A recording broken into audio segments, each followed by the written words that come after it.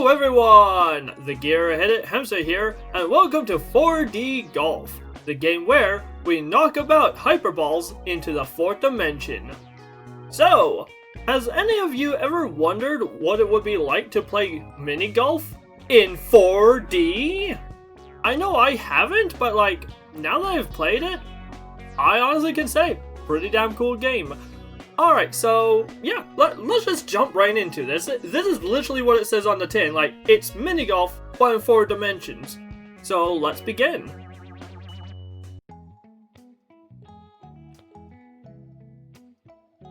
Alright, welcome to 4D Golf. Your training will begin in a more primitive dimension.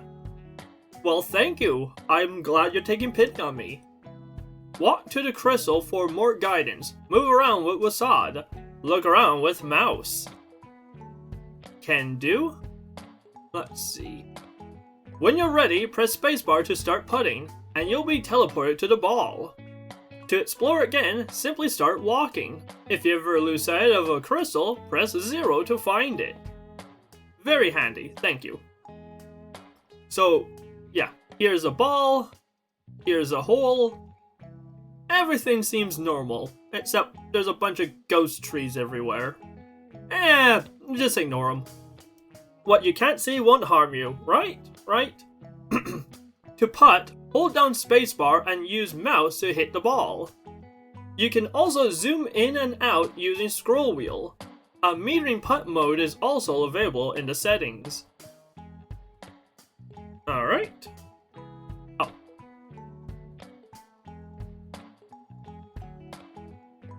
Alright, and clunk. Maybe a little bit harder. Let's try that again. Would be nice if I could actually see the damn hole. Aha, par!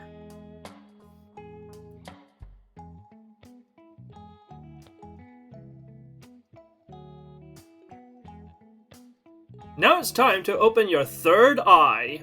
Here the fourth dimension is not time, but a new direction of space. Ooh, how exciting. To imagine 4D, let's think about a lower dimension first. This 2D eyeball lives in a 2D universe. It only has 1D vision that scans the world. Simple enough. But if the 2D eye was dropped into a 3D world, it would be able to rotate its 1D vision in new ways. How exciting! However, 3D objects would appear and disappear from view. The eye would also be able to move in a new direction, but it would still perceive the 3D world in slices. In 4 dimensions, your 3D eyeball can also move in 2 new directions called Ana and Kata. Your eye will also have new ways to rotate. These will cause your 3D slice of the world to change. Move in the 4th dimension with Q and E, Ana and Kata. Hold left click with mouse to look around in 4D. Walk to the crystal for more info. Can do. So here's the crystal. You can only putt from the ball's position, regardless of where you walk to when exploring the course. So it's best to look around in 4D when you're already locked to the ball. I guess that's fine enough. Hold left click while looking to rotate the camera in 4D. Like so. Da da da da. Yeah. And this is where the game gets really trippy, really fast. Basically, yeah, you can get very lost very quickly and easily if you haven't played this game before, but I love that the first couple of levels do a really good job of tutorializing what is going on.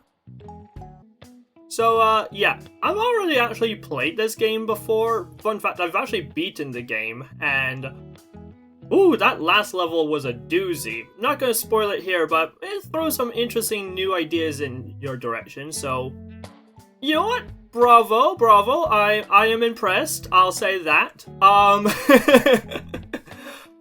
With that said, yeah, I absolutely adore this game. I think it's such a cool concept of basically it's mini golf, but in 4D. And for a simple premise, they do quite a lot with it. Like, so this is just a simple flat course, and thankfully this course, there is a very obvious like 3D slice where you can see the entirety of it. If you notice in the upper right, you have these like compasses which show orientation. Now, note that in 3D space, you have 3 rotational axes. You have pitch, roll, and yaw. But here's the thing, because of gravity, one of the 3D rotations is always locked into one orientation. You cannot roll because that doesn't really make much sense. You want gravity always pointing down. You can still pitch, like this, and you can still yaw, but there's no roll. Similarly, in 4D, you would normally have 6 degrees of rotational freedom, but again, gravity means that the rotation is constrained down to only 4 degrees of rotation. Similarly, you have left, right, up, down, yaw and pitch, but then you also have yaw and pitch of the compass in the upper right, where you can rotate it vertically like this, and horizontally like this. You can also pivot, but that is also just simply panning the camera left and right in the yaw axis. So, yeah.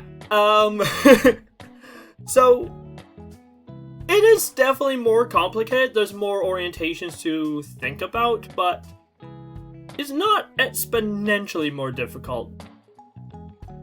Regardless, this is a fairly basic course, and you can basically see the entire layout from one single camera view, so let's see if I can get a hole-in-one. Damn it. So close. Unfortunately, it slipped out of me in the 4th dimension. There it is, and my ball is all the way up here. It was somewhere.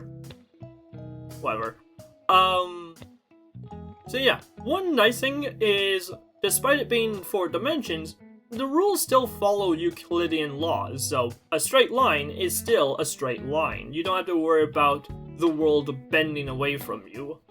Well, assuming gravity doesn't start pushing things about.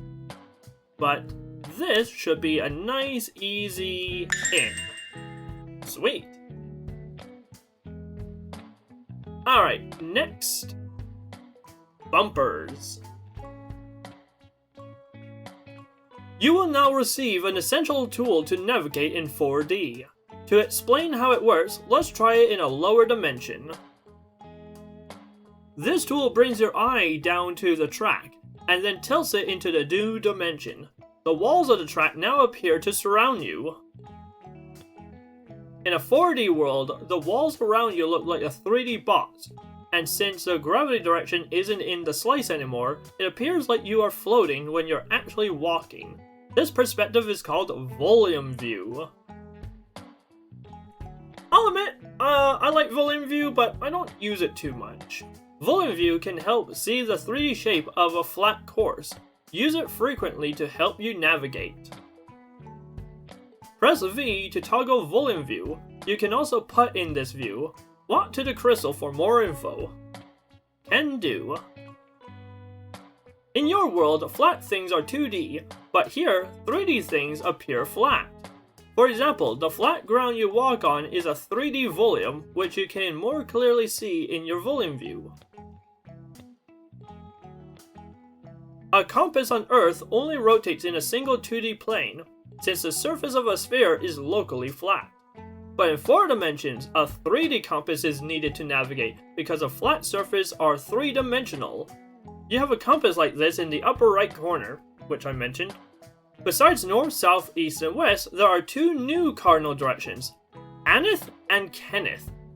Not to be confused with Anna and Kata, which I'll admit I do frequently get these terms confused. So, yeah. Also, if you're wondering how I'm flying around, if you actually go to the option menu, there are quite a few nice options that you can change. Gameplay, graphics, key mapping, like, nice. It even has gamepad support, audio, and other. Yeah, so There's a few different ways to explore the world. You can walk around like a person, you have free camera where you can fly, and there's even a no-clip mode where you can then merge into geometry and fly through things. Alright, so this is an interesting course where it's the first really deceptive course you get. Oh, trust me, there will be more, but basically, at face value, in a 2D, or rather a 3D world, it looks normal. You just have to hit the bumper, hit the other bumper, and go in the hole, right? Simple! Except, well, if you enable volume view, and I actually go back to the track, you'll realize that actually there's a branch here, and then there's a second branch up here, and this surface is at an angle, so, and whoops. That's the one problem with like flying free cam, is if I start flying vertically, I very quickly escape the bounds of volume view. Something else which you can do, which is very useful, is you can actually scroll out and see the entirety of the course from this view. And so this is a really good way of getting sort of a general sense of the 3D shape of this 4D environment. But generally speaking, I prefer putting in this view, where, yeah, I can also just rotate the camera like this and sort of see where everything is. Alright, so how do you solve this level? Well, it's actually fairly straightforward. The thing is, if you were to just simply hit the ball into the triangle, it would just ricochet at a 45-degree angle and hit this corner here. If you're lucky, it'll bounce. You'll just barely miss a corner and it'll bounce down this way. But if you're unlucky, it'll bounce down this way, and, well, now you have to backtrack a bit. So, in reality, what you want to do is aim at this wall here, and outside of volume view, you can see that this will bounce, and then bounce there, here, back, and then here. At least that's a theory, that's a hope. One other trick, which is slightly more advanced, but you can use the tilings on the ground to aid with your aim. Like, depending on the way the tiling is sliced, determines how off-center you are in terms of your rotation. So, this looks pretty good. So, let's try this. And I completely whiffed the shot. Whoopsies! Okay, that's embarrassing. Now I have to do it the hard way. Right, so the hole is up there. Where am I? Okay, somehow I landed here. So yeah, I kind of want to do something like that. I went up the other branch, didn't I? Actually, I can work with this. Yeah, the hole is right there.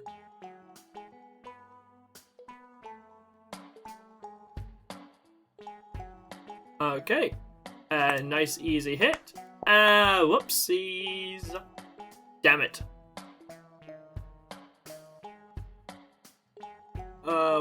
Where'd you go? Where'd you go? There you are. Right there. Nice, gentle hit. Bogey. Boo! Not my best display, I'll be honest. Alright, moving on. Simple slopes. Have you ever wondered what all these ghostly shadows are? They just haunt me in my dreams. It's nothing new. Even when objects aren't visible in your slice, their ghosts are still projected onto it. This is like a sixth sense for the fourth dimension. Sometimes obstacles block your view. For example, hills in volume view may appear as walls. To help navigate, you can turn off slicing, leaving only the ghost projections. This is most useful in volume view. Press C to toggle slicing. Walk to the crystal for more info. Your screen is flat. so everything must ultimately get projected onto a 2D surface. Since you can't see the world in 4D space this way, the ghost projections show where objects are located in the dimensions you can't see, which is very handy. I'll talk more about that in a moment, but yeah, very useful. Things can sometimes look like they're floating or disconnected, but they can still be connected through the 4th dimension. One way to test this is by scanning your view in 4D. If the track can morph until it connects to another area, both are connected in reality.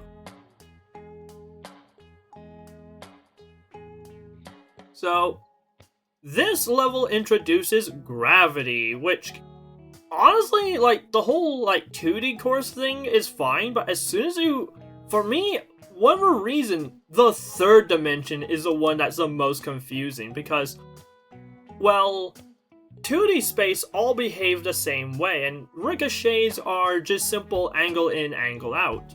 Whereas the 3rd dimension, and yes, I will be calling it by its number, has gravity.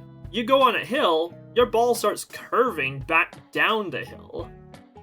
But, right, we can look at everything in volume view, but not much to see here, because what we see in front of us is, remember, we're like getting down to ant level and staring at the course from that view, and so we're basically just seeing this very first little ledge of tiles right here. And so this very tiny bit of the course in volume view looks like a massive wall. So, what do we do? Well, as I say, there is slicing view, which turns everything into a ghost, and we can now see the course ultimately is L-shaped in 1, 2, and 4th dimension. But, like I said, the tricky part is the 3rd dimension, where we have hills and ramps going up and down. You can sort of see what it looks like in this view, but like a lot of the detail in the background, a lot of like the random trees and bushes and rocks, kind of make this view hard to visualize. I like that most of it turns invisible here, or like disappears mostly, so yeah. Something else I love doing is you can also turn on slicing view while in regular 3D space. And here you can see the track much better, and something else I love is if you left click and start rotating the 4th dimension, yeah, the track appears to be sort of like a 3D projection in this view. You can sort of make out like the 3D shape of the track. But the thing is, you have to bear in mind is, while yes, it looks normal from above, from the side, well, yeah, you still have that pesky Z dimension to worry about. And yes, Z is the correct label for the vertical axis. Alright, so let's begin putting. So basically, yeah, you have 2 corners, one corner going left, and then another corner going up. Or, down? Down. Then again, direction is very much relative in this universe, so... But yeah, basically, I want to get into that 2nd valley. Ideally, if I can get on that 2nd plateau, that would be great, but, well, one thing at a time.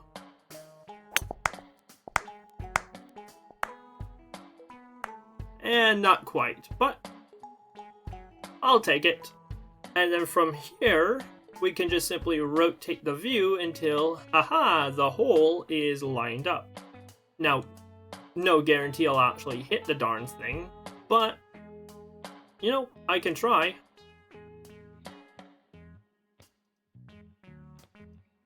Alley-oop. Well, I was close. And then I just simply have to rotate until the hole comes in view. Bada bing, bada boom. Smile for the birdie.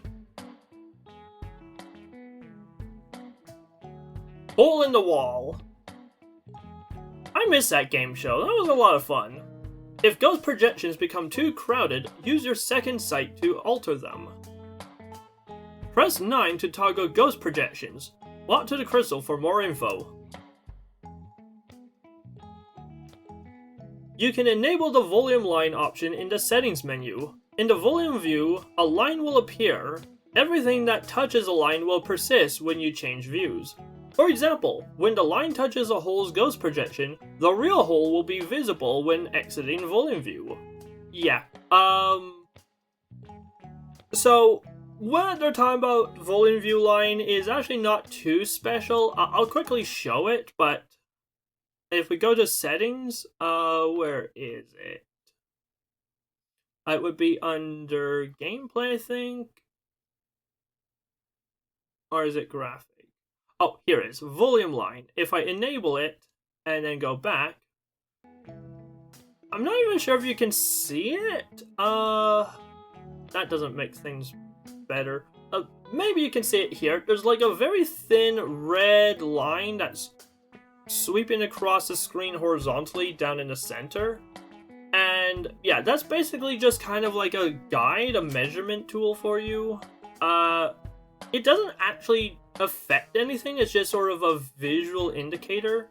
It's really nice when you're rotating and you want to make sure things are lined up, like, for example, making sure the holes are lined up like this, but I think it looks kind of dumb, so I usually turn it off. Just remember that a horizontal line across the screen is affecting things. Or not affecting things, but like, for example, if I'm at the ball, and imagine that horizontal line through the center of the screen, because it's slicing through the hole in volume view, back in regular 3D view, you can see a gap in the wall. Whereas if we rotate the camera like this, the gap disappears. And if we rotate it where it's just barely crossing it, you get a very tiny gap. And so, yeah, it's basically that. So, your rotation in this view determines rotation in this view.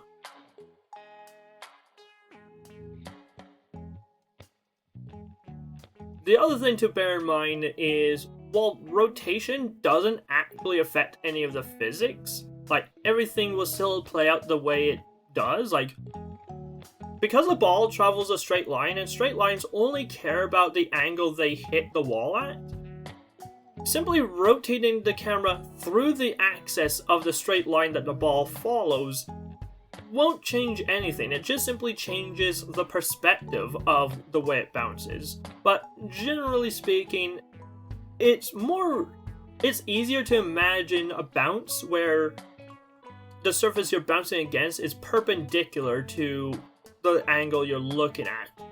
Whereas if I do something like this, it'll bounce purely in the fourth dimension. Like, I can do that, but it's very confusing what will happen.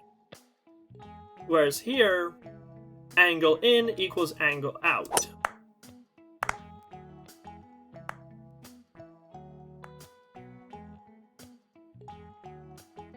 There's the next hole.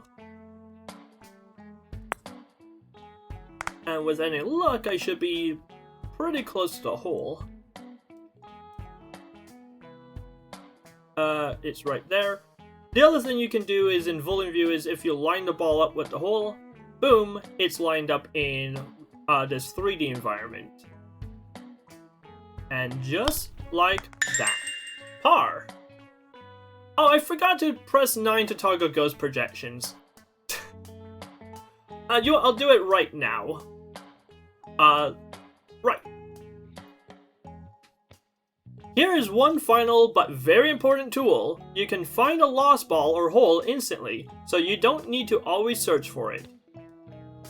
Press H to find the hole, press B to find the ball. Walk to the crystal for more info. So, unlike space, which teleports you to the ball, if I press, for example, if I rotate the camera and then I press B, it rotates the camera until the ball is in line of sight. Similarly, if I press H, it rotates the camera so that the hole is in line of sight. If I press 0, it rotates the crystal until it's in line of sight. And yes, if you're wondering, I did rebind some of the keys. I don't remember what they used to be by default, so yeah. So you're just gonna have to bear with my key bindings. So right, what does this place look like? Well, it's an interesting track. That's not the button, that's the button.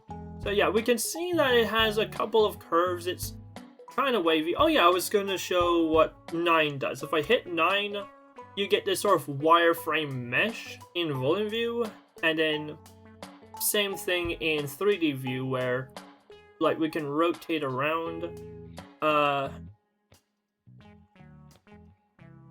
yeah, and if pressing 9 changes the way ghosts are displayed, where you can either have them as soft entities, which look really nice. You can have them as wireframe entities, which sometimes they can kind of get lost in the background. Or you can make them disappear entirely, which, okay, this is more of a true representation of 4D space, but I really like the ghost projections. Honestly, it's really nice to have a general sense of where things are, especially for the course. Like I said, being able to see a ghost of the course. And while it's not super visible on this level with the green on green, there are levels where it's really nice to be able to see. And one way I like to imagine this game is like you have this 3D shape here, and when in this mode, you're basically looking at a 2D slice of this 3D shape. And as I move the camera around, you can see the ghost sort of moving through the slice of ground, which I think is really cool. Now, one nice thing about this level is because of all the curves, I basically just need to shoot a straight line and the ball will naturally follow the track. Sort of like this. Up and around. And now we have a straight shot at the hole. Another nice thing is, if the hole is slightly off, just hit H, and boom, you get a perfect straight line from your ball straight to the hole. And if there's nothing in your way, yeah, as long as you get the power right, this is going to be a basically guaranteed hole in, well, not hole in one, but like hole in 2. Nice. Rolling hills. If you had a bad putt, you can reset the ball while it's still rolling using R, but it will still count against your score. So what that basically means is if you putt the ball and you don't like where it's going, you can hit R and the ball will teleport back to where you just shot the ball from. And this can be useful on some later levels where some levels are tricky, where you have like these sort of checkpoints where you have to like climb a mountain and you have these little safe areas, but if you fail to land in a safe zone, your ball can roll all the way back down the hill back to the beginning of the course. And in levels like that, R becomes very useful because once you get to a save point, if you fail to make it to the next save point, instead of rolling all the way back down the hill and having to do it all over again, you can just simply hit R and you teleport back to the last save point you started from. Admittedly, this does cost a putt, but it's a lot better to sacrifice one putt than having to climb the mountain all over again. For these early levels though, it's less of an issue. Alright, so let's look around. Did you know there's different compass styles to choose from in the settings menu? Yes I did. The isocylindric compass shows the direction on the rim, just like a handheld compass. The stereographic compass shows the direction you are facing in the center. This is similar to what you see on a flight instrument. Yes, which, weirdly enough, despite me being like the aviator guy who loves planes and flying and all that, I actually prefer this style of compass. Like, to me, this makes a lot more sense. And, okay, so technically, okay, one thing I don't like is that you have these two compass bubbles in the upper right, but you read them differently. So the left one, up and down, is basically you're reading away from it. So the point on the compass the farthest away from you is the direction you're looking. So if I look down, the down arrow is farthest away from me. If I look up, the up arrow is farthest away from me. And so, yeah, the point farthest away on the bubble is the direction you're looking. So the compass sort of follows the world type of thing. But the right compass doesn't do that. Instead, it's a point at the very top of the bubble that is the direction I'm looking. So for example, right now I'm looking due north in this direction. Whereas I rotate like this, now I'm looking due south. That's east, that's west.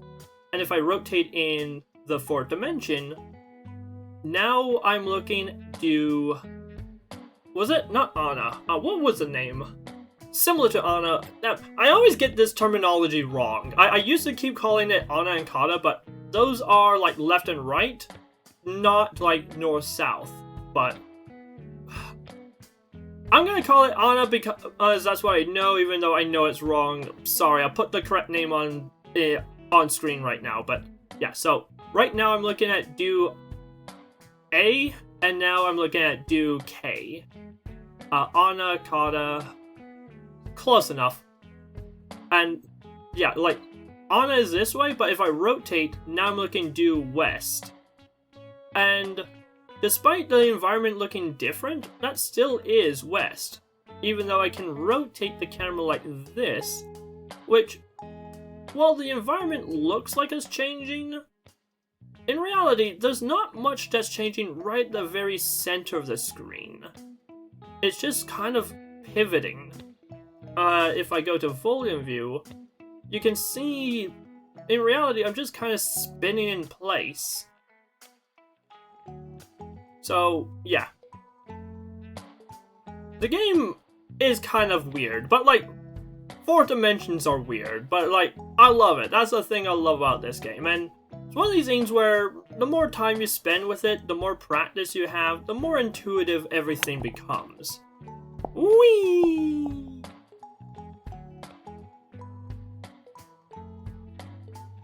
Alright, so this track is fairly straightforward. It's basically just a straight line with a couple of hills. Yeah, I want to be in that vague direction. Alright, alley-oop. Ah, I was so close. So close.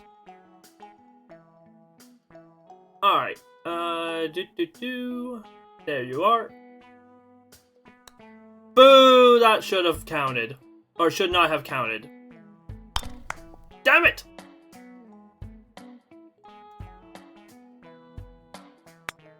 There we go, bogey. Yeah. Okay, I probably should show off the other compass very briefly. Ooh, thread the needle. Honestly, this is probably my favorite course of the first world, or like the first set of 9 holes. But yeah, I'll quickly show off the compass. Let's see. There is stereographic, which I guess does fix the problem where, like, the left compass is showing what's away from you, and then the right compass is also showing what's away from you, like, so you read the compass at the center of the screen. But, I don't know, I don't like the way it looks, truth be told. Like, yeah, it is there, but I don't like the way it sort of warps and bends, and I know that's kind of like how it should work, but I like the more tangible 3D object of the other compass method. You can also just straight up disable it, but I'll keep it as the isocylindric method. Alright, so what do we have here? Right. So this is a very interesting course where at first blush, it looks like it's impossible. Like, how do you do that? But in reality, it's actually a torus that then loops around and threads through itself, which I think is really cool. And this is one of those levels where I finally got the intuition of like seeing the world as a 2D cross-section of a 3D shape, where as I rotate left and right, you can see the square torus shape with the two branches coming off of it, and then the center hole is filled in with a bit of track. And then as I rotate around, you can see that that track is actually just looping around and threading through itself. And I think that's really damn cool. Like, I love this level. Like, it's so simple, but so aesthetically pleasing. And yeah. Another thing to mention is that chirality, the sense of left-handedness and right-handedness, does exist in 4 dimensions, but an object has to be unique in all 4 dimensions for it to have chirality. If it's only 3D unique but has a symmetry in one of the 3 dimensions, it does not have chirality. And so, for example, this object doesn't have chirality. It can be facing left or be facing right. Either way, it looks the same but mirrored. Or rather, no, it is the same. So, first up, I guess I should look at the little bubble.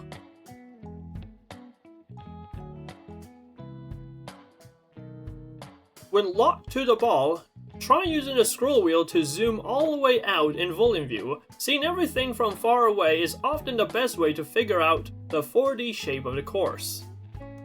Yes, as I have been doing thus far. But yeah, it's really nice to be able to zoom out and see what the course looks like, sort of from a bird's eye view, and then you can zoom in and get all up and close and personal. Anyway, let's do some golfing. Alright, so first up is honestly kind of a tricky shot. You have to try and get the ball to the other side here. And I failed miserably. I can just reset. Okay, maybe something like that. Yeah, that works, except that put me in an awkward spot. Oh, well, whatever. I can probably work with this. Where the heck am I? Okay, so I do need to get over there. Whee! Up and over. So yeah, basically I was bouncing back and forth up and around this shape. And thankfully now the hole is just a straight shot away. Boo! Don't you hate when that happens? Alright, and last hole of World 1. Tilt at the windmills. Use ghost colors in the settings menu to indicate if a ghost projection is above or below your slice. A warm color means that you should rotate up in 4D, Anna, to find the object, and a cool color means you should rotate down, Kata. But when all projections use the same color, it can be hard to tell which objects are which, and the hole can be harder to find.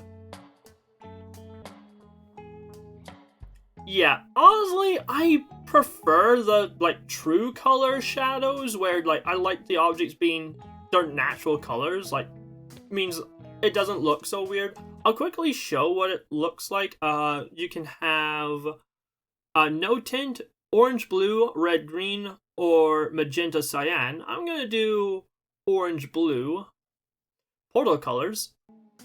And yeah, you can see, for example, now the shadow of the course is blue. And then as I rotate it, changes from blue to orange and back again. As it changes between being above or below the plane of existence. And I guess that does work, and admittedly, that definitely has a lot better contrast in this particular world. Some worlds are better at the contrast than others, but I don't know, personally, I don't like the false colors of the red-blue, or the orange-blue. Like I said, there are other options. You have red-green, which very festive. You also have magenta cyan, Which, okay, are we at like an 80s arcade or what? What are these colors? So yeah, there are these options if you so prefer, but personally I prefer no tint at all and just letting everything be their natural colors. Personal preference. What's the other crystal say? You can replay this tutorial at any time. You'll find the option under Extras in the main menu. Which, yeah, fun fact, that's actually how I'm playing it right now.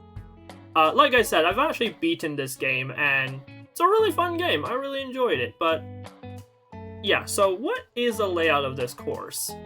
Okay, so yeah, there's a bit of a corkscrew to it. That should be fine enough, so if I bounce against that wall, I'll go left, up, and over, and then bounce towards the windmill, which actually is an interesting thing because it now introduces moving objects into the game. Alright, so that should be good. Geronimo! Up and over. Whee! And there's a hole. And okay, so static 4D shapes is one thing to wrap your mind around, but now we're introduced to moving objects. Things that can move and shift and rotate in 3D, or rather in 4D space, should I say. And yeah, I'll admit, it took me quite a while to try and figure out, like, how does this even work? Like, what am I even looking at? And yeah, thankfully, this object is fairly simple. It's rotating on a 2D plane. And yes, when talking about higher dimensional rotation, it's mathematically correct to talk about it rotating on a plane of 2 dimensions rather than an axis of 1 dimension. Because, well, you can get some interesting rotations, and actually, you can have multiple rotations simultaneously by rotating on 2 planes at the same time. It gets very complicated very fast, but thankfully this one's fairly straightforward. Although with that said, there's no fancy way around it. The windmill blocks your path, and no rotation in the 4th dimension will solve this problem. You just have to get good at timing, so here goes nothing. No! And, well, clearly I'm not good enough at timing. Let's try that again.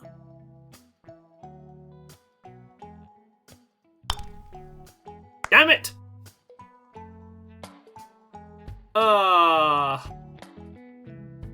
One more time. Yeah, one other thing is you can rotate to see different slices of the windmill. For example, this slice, well, is less useful. I mean, you can still see the shadow projections. But imagine if you can't see the shadow projections. Like, imagine trying to play like this, where it just comes in and out of slices. But thankfully, you can just rotate like this to get it basically mostly in view. On a side note, something I really want, something I think would be really damn cool, I don't know how you do it, but like, if someone's out there who has the technical skills, I would love for a video game / sandbox simulator that allows the user to build mechanical machines in 4 dimensions. Like, I think that would be so cool. Alley-oop. Okay, this windmill just absolutely hates me for some reason. But yeah, so as a gearhead, I love mechanical machines in 3 dimensions, and there are a lot you can do in 3 dimensions. Gears, pulleys, linkages, levers, all the works, cams, eccentrics, oh, so many wonders to explore, not to mention fluid dynamics like hydraulics. Ooh, how fun and fancy. So much freedom. But yeah, a part of me always has wondered, like, what new machines could be invented in a 4D space? Just like you can have bevel gears in 3D, but they simply do not exist in 2D. what sort of interesting nuance can you have in 4D space? I don't know, but it would be... Whee! Okay, that's new! If only I can get into this goddamn hole. There we go. About bloody time. Alright. 32, which... Okay, that's not terrible. Alright, I'll do one more hole, just to show off the different worlds. As you can see, there are a bunch of different worlds you can explore. There's also challenge levels, which are much harder, and I really enjoyed these. But, yeah, I'll do a quick level of the dunes, just to sort of show off the new environment. Also, I love the background music. The background music is really damn good, and it's actually dynamic, something I didn't realize until, like, after I beaten the game, but as you rotate the camera, different instruments come in and out of focus and, like, become more prevalent in the song. It's, like, really cool. I love that. Alright, so where are we? We're in a desert with a big ghost pyramid and some weird, creepy crystals all over the place. Alright, what are we doing? When the sun is out of your hyperplane, you'll need to change your view to see it. Even when you can't see the sun in the sky, you'll still be able to see all the reflected light. Which I think is kind of interesting. It's like, yeah, that's why the world is not dark. Like, from a physics standpoint, like, from a gameplay, like, yeah, you don't want a dark world that you can't see anything. But, like, from a physics standpoint, yeah, the sun is up there in the sky. But remember, it is omnidirectional. It's scattering light every direction all at once. And so even when you can't see it directly, the sun is still there, it still exists, and it's still putting light onto all of this sand. And the sand grains themselves act sort of like an omnidirectional mirror, where they scatter the light in every direction all at once. And so, because the sand is everywhere and the sun is hitting all the sand, everything's lit up. The only difference is, well, shadows, where objects like sand underneath the actual bed of the course are now in shadow because the sun can't have a direct line of sight to that sand. Really interesting stuff. Alright, so what are we doing here? Well, the hole is there. Where are we? Alright, let's see. Okay, so it's sort of a S shape. Okay. Tricky thing is, it's at a funny angle. So, yeah, let's see. I'm gonna try something fancy like this. Alley-oop. And with any luck, nope. I got to the intermediate part, which... good enough, I guess.